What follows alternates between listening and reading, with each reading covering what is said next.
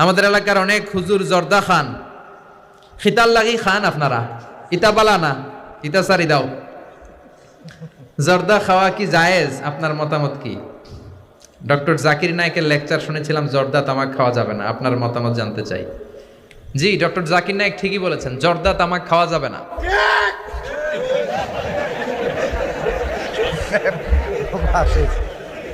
জর্দা তামাক খাওয়া যাবে না, কারণ সিগারেট খাওয়া হারাম, তাই না?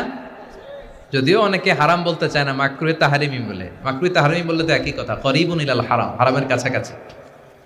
তো সিগারেটে যেটা পুরে পুরে খায়, আগুন দিয়ে পুরায় খায়, জর্দার মধ্যে ওটা আস্তে আস্তে চাবায় খায়। কথা বলেন। তো সিগারেট যদি হারাম হয়, জর্দা তো আরো আগে হারাম। এই জর্দা, সিগারেট এগুলোর সাথে মুসলমানের সম্পর্ক নাই।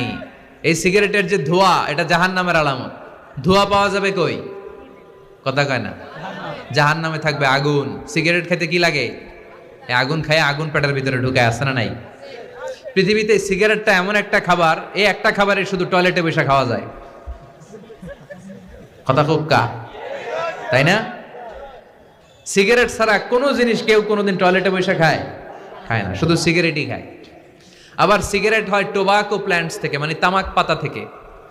তামাক গাছ আসেনি এখানে?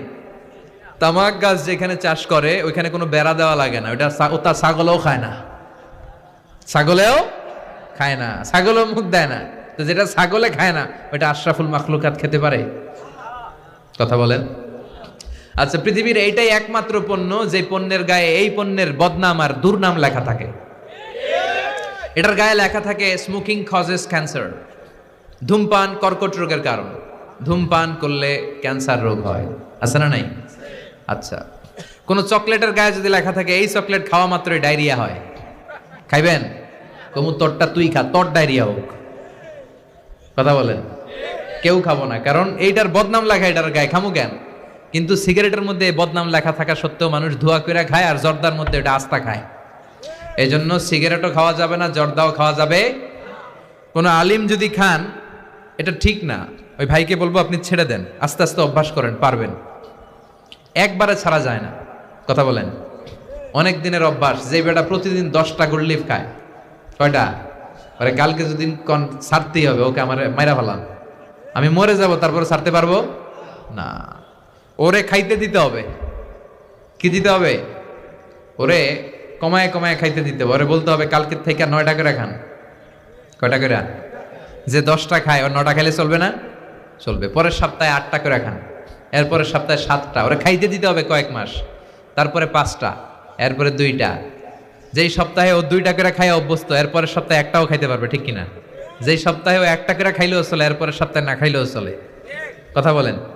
এই যে মদ হারাম হয়েছে গ্রাজুয়ালি, প্রথমে বলছে এটার মধ্যে কিছু উপকার আছে, ক্ষতি আছে, তবে উপকার আছে, ক্ষতি বেশি। ইসমুহুমা আকবারু মিন নাফআইহিমা।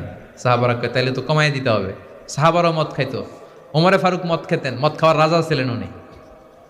এরপরে সাইয়েদনা আলী রাদিয়াল্লাহু তাআলা আনহু মদ খেতেন, সব সাহাবারা মদ খেতেন, কারণ তখন এটা জায়েজ ছিল, নিষেধাজ্ঞা আসে নাই।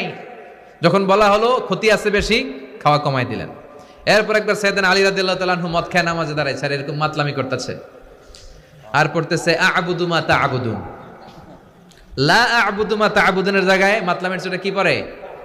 আ'বুদু মা তা'বুদুন। লা আ'বুদু মা তা'বুদুনের অর্থ হলো, কাফিরেরা তোমরা যে মূর্তির পূজা করো আমরা ওইটার পূজা করি না।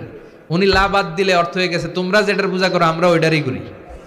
ভেজাল আছে না নাই? এখন নামাজের পরে সবাই যে ধরছে বিশ্বনবীরে, দেখেন আপনার জামাই কি করছে। তখন আয়াত নাজিল হলো, লা তাকরাবুস সালাতা ওয়া আনতুম সুকারা। মদ খাইও, তবে মদ খাইয়া নামাজে দাঁড়াইও না। তখন 5টা টাইমে মদ খাওয়া নিষেধ হয়ে গেল, কারণ নামাজ কয় ওয়াক্ত? 5 ওয়াক্ত খাইতে পারে না, রাতে ঘুমানোর আগে একটু একটু খায়। এরপরে আল্লাহ ইন্নামাল খামরু ওয়াল মাইসির ওয়াল আনসাব ওয়াল আজলাম রিজসুম মিন আমালিশ শাইতান ফাজতানিবুহু। এরপর চিরকালের জন্য মদ জু আল্লাহ হারাম করে দিলেন। আল্লাহ একবারে হারাম করলে ভয়ঙ্কর অবস্থা হতো, আল্লাহ ধীরে ধীরে হারাম করলেন। তো যারা এই জর্দা সিগারেট খান তারা আস্তে আস্তে কমাবেন। আপনারা সবাই ভালো থাকবেন, সুস্থ থাকবেন, সুন্দর থাকবেন।